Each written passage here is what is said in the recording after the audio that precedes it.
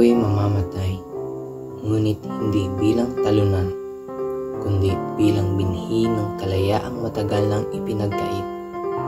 Paalam, inang bayan, sa huling sandali ng aking buhay, ang puso ko'y hindi nagre-reklamo, bagkus nagpapasalamat.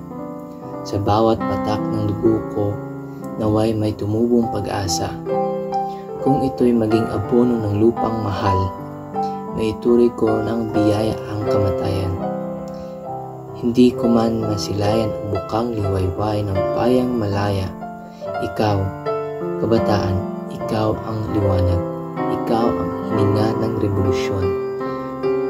Sa aking pagpanaw ay may natutunan kang pag-ibig, paglingap at paninindigan.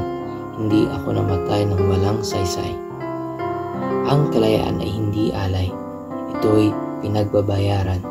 At kung ang buhay ko ang halaga, inaalay ko ito, buong puso, buong dangal. Ito na ang aking huling paalam. Ngunit hangga't may Pilipinong nagmamahal sa bayan, ang alaala ko ay mananatili. Adios, Padres y Hermanos, Trozos del Alma Mía, amigos de la infancia en el perdido hogar. Gracias que descanso del fatigoso día. Adiós, dulce extranjera, mi amiga, mi alegría. Adiós, queridos seres, morir es descansar.